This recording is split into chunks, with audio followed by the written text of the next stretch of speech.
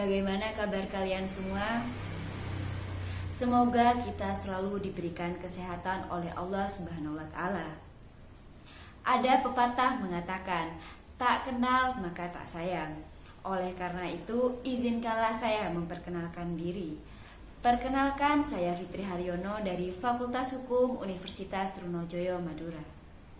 Di sini saya akan memaparkan mengenai tupoksi dari aparatur sipil negara atau yang kita kenal dengan ASN. Video ini saya buat untuk memenuhi tugas mata kuliah Hukum Kepegawaian dengan dosen pengampu Bapak Helmi Boimia SHMH.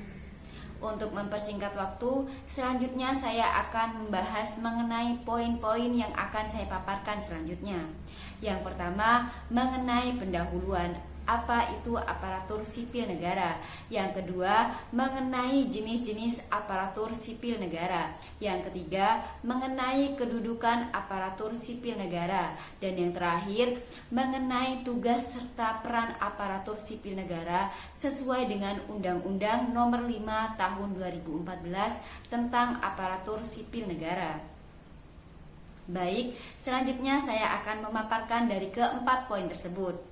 Kita masuk pada pembahasan yang pertama, mengenai pendahuluan.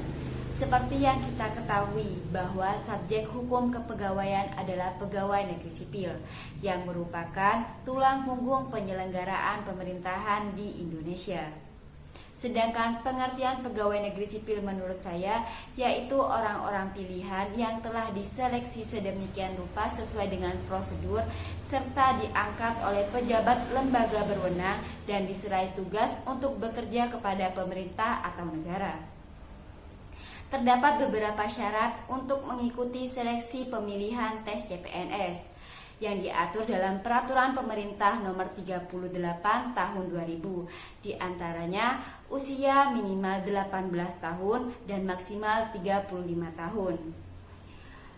Berkedudukan sebagai warga negara Indonesia, tidak memiliki jabatan di PNS ataupun CPNS, berkelakuan baik serta memiliki keahlian di bidangnya, dan bersedia ditempatkan di seluruh wilayah Indonesia serta beberapa ketentuan sesuai dengan jabatannya.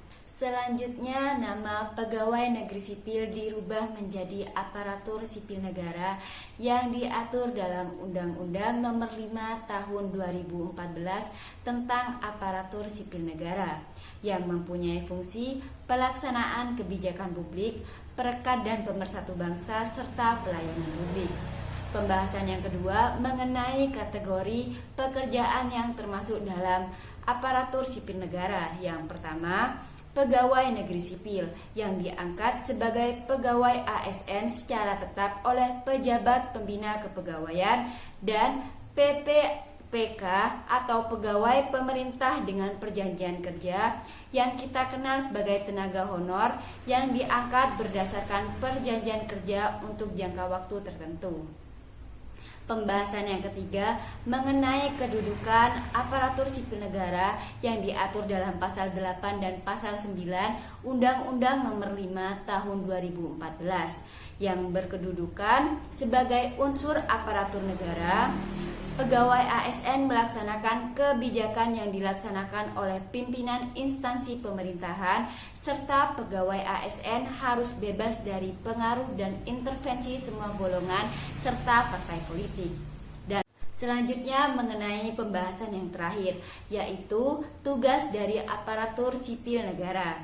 Yang pertama, melaksanakan kebijakan publik yang dibuat oleh pejabat pembina kepegawaian sesuai dengan ketentuan peraturan perundang-undangan. Yang kedua, memberikan pelayanan publik yang profesional dan berkualitas. Yang ketiga, mempererat persatuan dan kesatuan NKRI.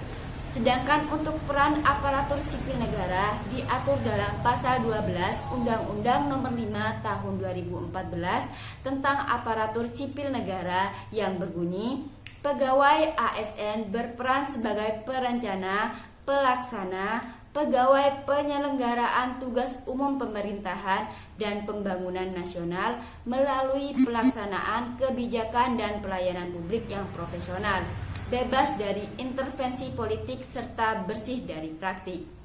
Baik, sekian penjelasan dari saya, kurang